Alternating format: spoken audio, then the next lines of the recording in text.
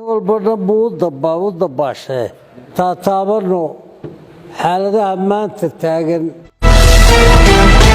halkani waa bartaada YouTube-ka ku leenahay ee bina bursada ahaantiinba ku soo dhawaada fadhi saaka ay lahaayeen golaha guurtida Soomaaliland ayaa markii uu furmay gudoomiyaha golaha guurtida uu ku wargeliyay mudanayaasha golaha guurtidu in xaaladda dalku uu cirka isku shareeray isla markaasina arintaasi laga hadlo oo laga doodo. gudoomiyaha golaha guurtida Soomaaliland isagoo arintaasi ka hadlaya ayaa waxa uu yiri sidan: arrimaha taagan idinka ku soo kordhiyay maalintii dhaweyd nin waliba ujeeddo gaar ah waa ka leeyahay la kasaba ha noqotee ajendihiina wuxuu ga taga bal taataabta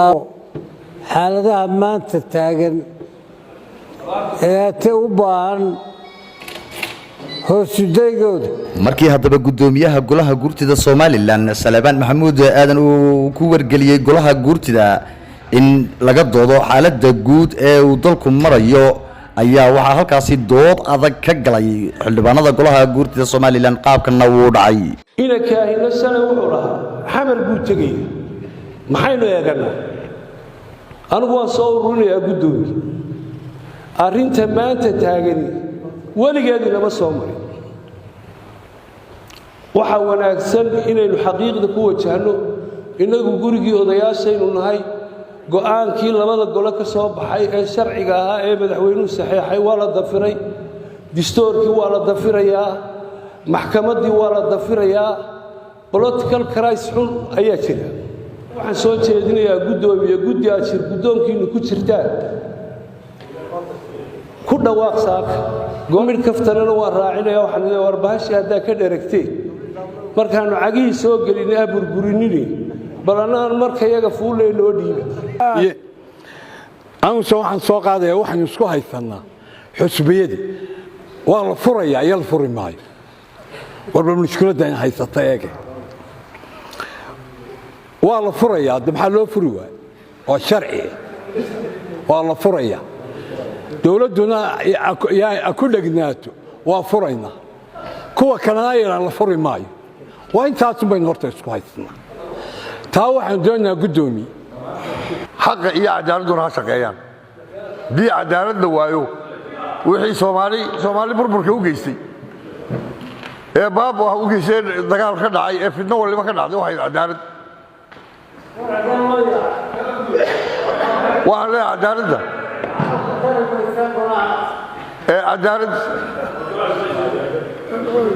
wax muhiima markaynu cadaalad iyo sinaan ku wada noolaano ee sharciba halkaa inoo yaalla heshiis bulshaa la ydhaa dastuur ba inoo yaalla dastuurkaa markaan dabaqno ee bahashaan qabiilka ku dabaqayna ka dayno ayaa horumar la gaadhi oo iskurlaafurnaan la gaadhi waxaa la ydhaa imika doorashaa dhacday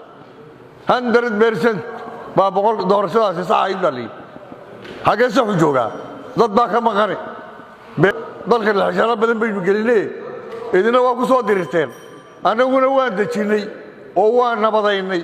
oo waan dhisnay oo saasaan isku kaashanay si loo kaashadaha loo daayo aanu sinaanno.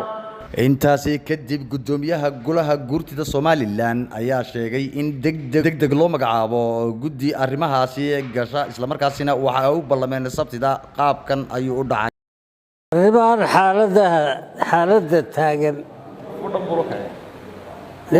xaaladda taagan nin walbana buu u dabaashay waxaan malaa inoogu habboon iyadoo ajendihiina inoo socdo inaynu guddi yaroo kooban oo bal waxyaabaha taagane degdeg ah ee wax ka qabasho u baahan ee dowlad u baahan ee dad u baahan markaa berrina iska maqnaada waa inoo sabti